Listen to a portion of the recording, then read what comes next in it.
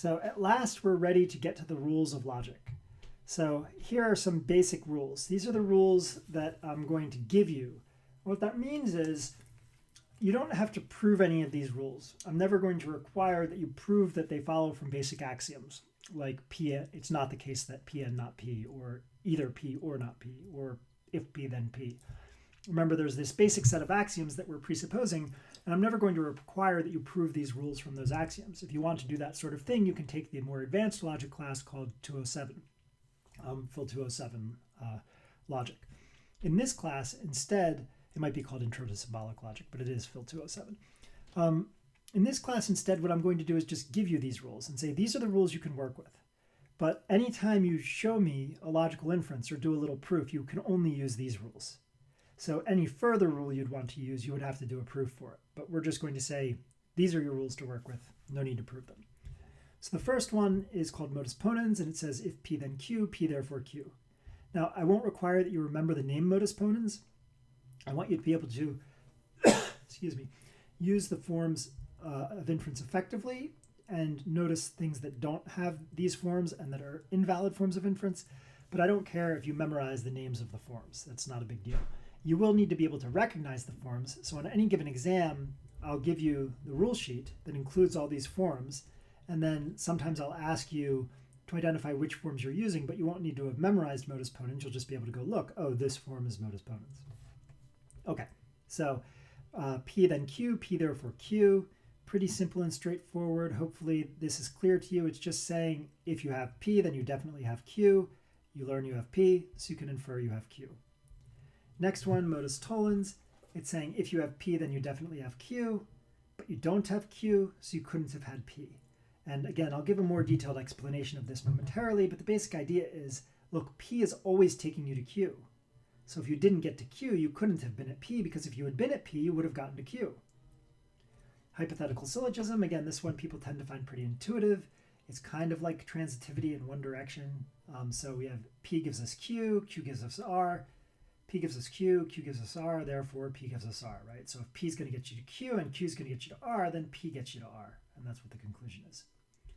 Disjunctive syllogism, this is the one where, remember, the or means at least one of these is right. So this premise here says at least P or Q is right. And then we learn that one of them is wrong, so P is wrong, which means the other one must be right. So this is like we cross out that one, so we're stuck with that one. And of course, the form is the same if instead we had not Q here, therefore P, right? Because we'd be crossing out this one and then we'd be stuck with that one. Simplification. This next rule is useful when doing proofs sometimes. It's pretty obvious though. If you know that P is true and Q is true, then you know P is true. And similarly, if you know P and Q are both true, then you know Q is true. Your conclusion can be either of them here. It's just saying if you know an and statement, you know each part of the and statement. Conjunction, this is just saying if on one line, like premise 1 is P and premise 2 is Q, then you can have a third thing that says both of them, P and Q. And again, that's just kind of for purposes of doing proofs. Addition, this is a weird one that people sometimes have trouble with, but if you really understand it, it should be clear. So it says if you know that P is true, then you know that either P is true or Q is true. Now, how can that be?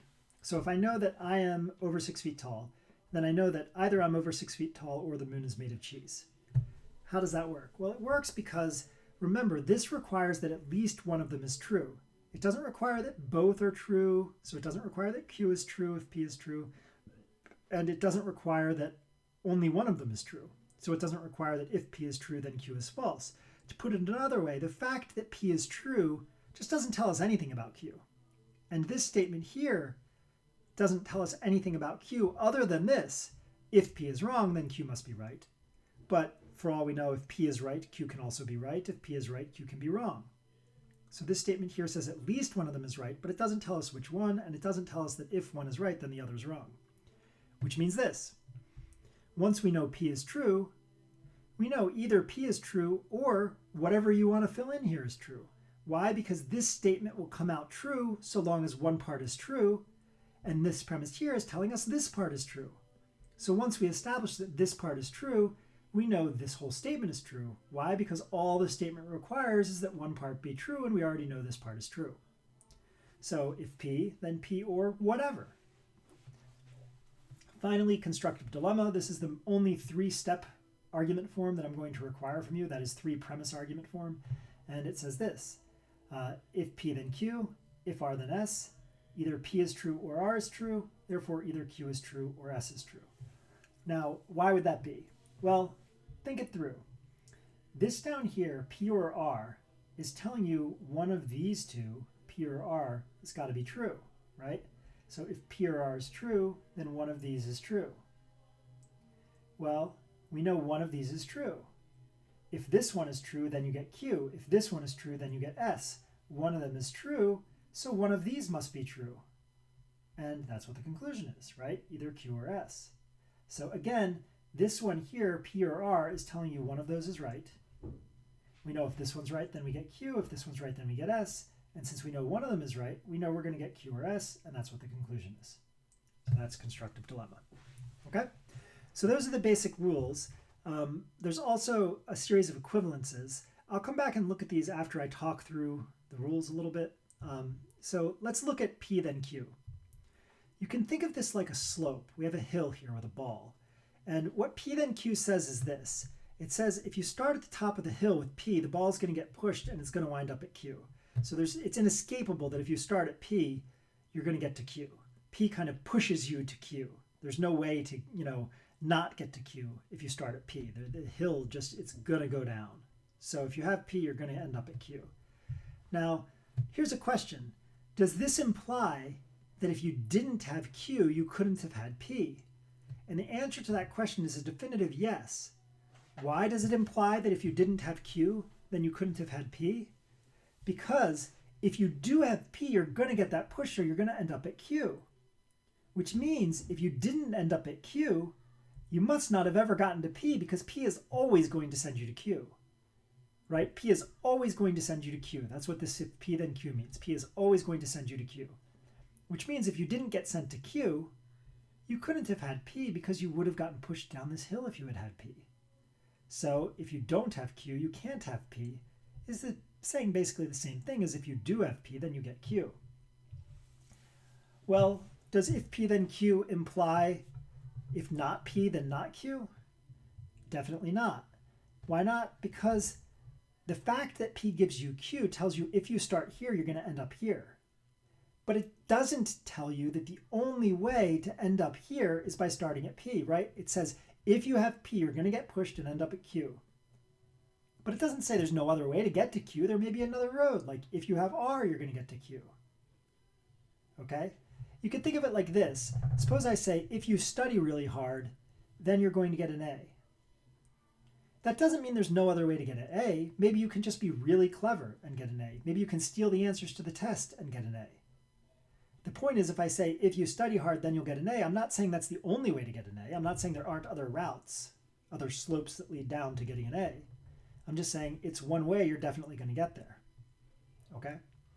So if P then Q does not imply that if you didn't start at P, then you couldn't have gotten to Q. So it doesn't imply if not P, then not Q. So the answer here is a definitive no, because again, there may be other ways to get to Q. Okay. So let's look here at one of the equivalences, which I said we'd go back and look at. It's called contraposition.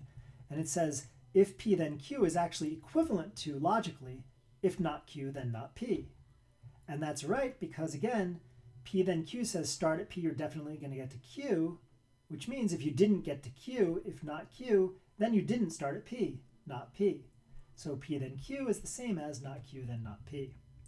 This is basically a representation of form modus tollens as well. Remember, the form modus tollens says if you start at P, then you're going to get to Q, if P, then Q. But you didn't get to Q, so you couldn't have been at P, which is like saying if you start at P, then you're going to get to Q, but you never got here, which means you could have never hit this spot, because if you hit this spot, you would have gotten there. So if you start at P, you're going to get to Q, but you didn't get to Q, which means you never went by P, because if you'd been by P, you would have gotten to Q. We over here can do a modus ponens version of if P then Q, P therefore Q, by looking at using contraposition to go from if P then Q to if not Q then not P, because remember this formula and this formula are the same, right? if P then Q means if you start here, you're going to get here, which is like saying if you didn't get here, you couldn't have started here. So if not Q, then not P, not Q, therefore not P. That's perfectly good, right? It's just like if P then Q, P therefore Q. It's just we have some nots. Okay. Does if P then Q imply if not P, then not Q? Well, no. And again, that's because there's other ways to get to Q. And this means that the following argument form is invalid. If P, then Q, not P, therefore not Q.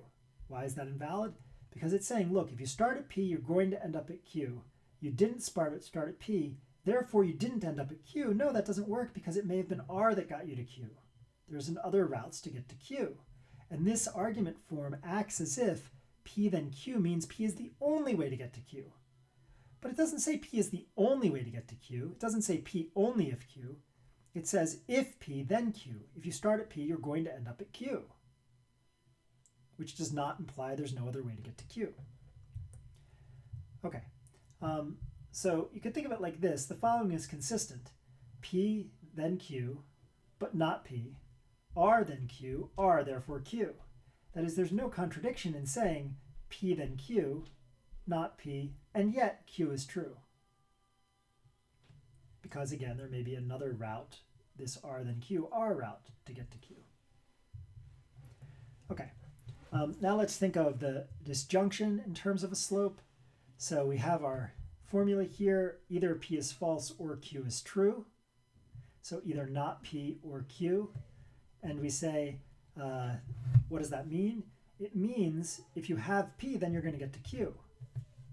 Why does it mean if you have P, you're going to get to Q? Think about it like this. This is saying if at least one of these must be right. So either you end up at Q or you didn't have P.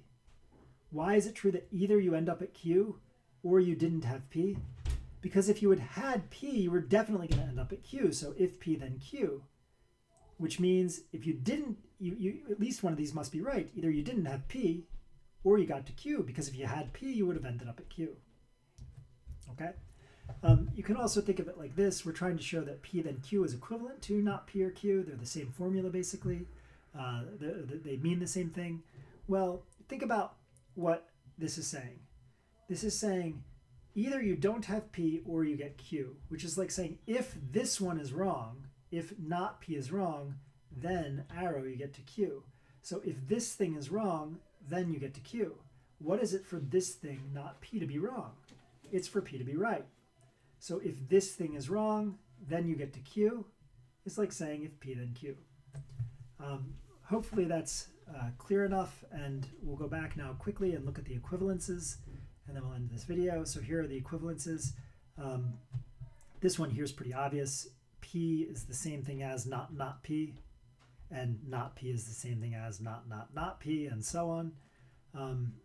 Down here we have contraposition. If P then Q is the same thing as not Q then not P. We just talked about that. Here we have material implication. If P then Q is the same thing as not P or Q. Again, we just talked about that. What I want you to do is sort of look through these and try and think about them and try and get them to seem obvious. There's a variety of versions of De Morgan's law. These are maybe a little less obvious to most people, but you can try and think them through. So let's look at this first one here. It's saying it's not the case that both of these are right, is the same as saying either this one is wrong or that one is wrong. So to say it's not the case that you get both is like saying at least one of them is wrong. That should be kind of intuitive, right? To say it's not the case that both P and Q are right is like saying, well, either P is wrong or Q is wrong. Similarly, saying it's not the case that either of them is right is like saying that they've both got to be wrong. So if you say it's not the case that either is right, that's like saying it's not the case that P and it's not the case that Q. Okay, those are the rules. They'll become clearer as you start working with them. I want you to be able to think about them clearly and also think about the failures, the things that aren't rules, like if P then Q, not P, therefore not Q is a failure. It's not a rule. Similarly, P then Q, Q, therefore P is not a rule. I want you to be able to think about these equivalences and these rules and the contrasts clearly. And the best way to do that is practice, is to start thinking through examples.